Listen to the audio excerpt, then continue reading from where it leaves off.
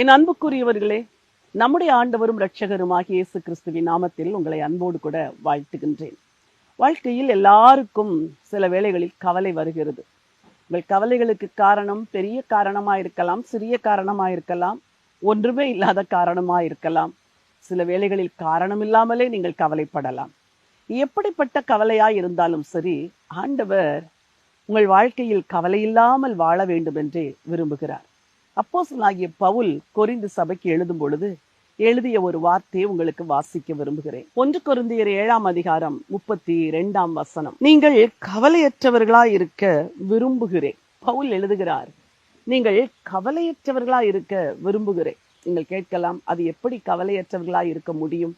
மனிதன் என்றால் கவலையோடு தானே வாழ முடியும் என்று நினைக்கலாம்.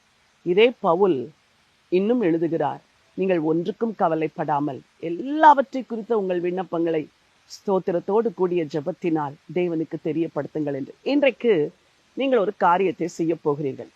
ஒரு பேப்பர், ஒரு பேனாவை எடுத்து உங்களை எந்தெந்த காரியமெல்லாம் கவலைப்பட வைக்கிறது என்று எழுதுங்கள். 1, 2, 3, 4 என்று எழுதுங்கள். அந்த காரியங்களை எழுதி முடித்த பிறகு, நான் இந்த கவலைகள் எதுவுமே இல்லாமல் வாழவே தேவன் விரும்புகிறார் என்று சொல்லுங்கள். 2வதாக, அந்த ஒவ்வொரு கவலைக்குரிய காரியங்களையும் ஆண்டவரிடத்தில் சொல்லிவிட்டு, ஆண்டவரே, இதை உம்மிடத்தில் விண்ணப்பமாய் நான் ஏறெடுக்கிறேன், இனி கவலைப்பட மாட்டேன் என்று 10 காரியங்களை எழுதியிருந்தால் 10 காரியங்களை குறித்தும் ஜெபித்து விட்டு அந்த பாரத்தை தேவன் மேல் வைத்து விடுங்க. எல்லாவற்றையும் ஸ்தோத்திரத்தோடு கூடிய ஜெபத்தினால் தேவனுக்கு தெரியப்படுத்தும் பொழுது எல்லா புத்திக்கும் மேலான தேவ சமாதானம் உங்கள் இருதயத்தின் சிந்தையும் ஆண்டு கொள்ளுமா.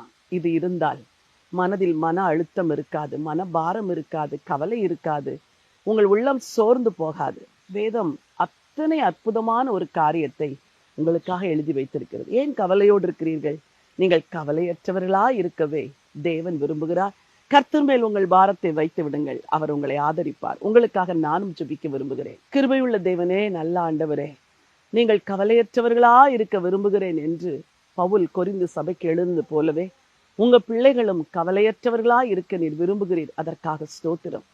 காலை வேளையில எதை குறித்தெல்லாம் கவலையோடு இருக்கிறார்களோ எல்லாவற்றையும் உண்மையில் வைத்துவிட உங்க பிள்ளைங்களுக்கு உதவி செய்யுங்கப்பா.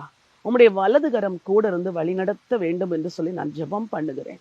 எல்லா கவலைகளையும் எழுதி வைத்து அந்த கவலைகள் எல்லாம் இடத்தில் சொல்லிவிட்டு பாரம் இல்லாமல் இந்த உலகத்தில் வாழ, ஸ்தோத்திரத்தோடு வாழ உங்க பிள்ளைங்களுக்கு உதவி செய்யுங்க. யாரெல்லாம் இன்றைக்கு துக்கத்தோடு, கண்ணீரோடு, அழுகையோடு, புலம்பலோடு இந்த நாளை துவங்குகிறார்களோ அவர்கள் கவலைகளை நீர் வாங்கி கொள்ளுகிறதற்காய் மக்க நன்றி.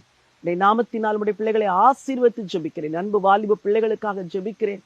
கவலையின்றி இந்த பூமியிலே வாழ தேவன் உதவி செய்யுங்கப்பா. எல்லா துதிக்க மகிமையும் உங்களுக்கு ஏறெடுக்கிறேன். இரட்சகர் இயேசுவின் நாமத்தில் பிதாவே, ஆமென். பிரியமானவர்களே, ஆண்டவர் நீங்கள் கவலையற்றவர்களாய் வாழ விரும்புகிறார். கவலைகளை கர்த்தர் மேல் வைத்து விடுங்கள். பைபிள் கால்ஸ் ஊழியத்தின் மூலமாக வாலிபர்களுக்கு என்று ஒரு விசேஷித்த வேதாகம கோர்ஸை நாங்கள் ஆரம்பித்திருக்கிறோம். YBC என்ற இந்த கோர்ஸ் ஆங்கிலத்தில் ஜூலை 15ஆம் தேதி அது துவங்கப்படுகிறது. ஒருவேளை நீங்கள் ஆங்கிலத்தில் வேதத்தை கற்றுக்கொள்ள விரும்பினால், நீங்கள் எந்த தேசத்தில் இருந்தாலும் திரையில் காணுகிற எண்ணுக்கு எங்களோடு கூட தொடர்பு கொள்ளுங்கள். உங்களுக்கு அனுப்பப்படுகிற படிவத்தை பூர்த்தி செய்து அனுப்புங்கள்.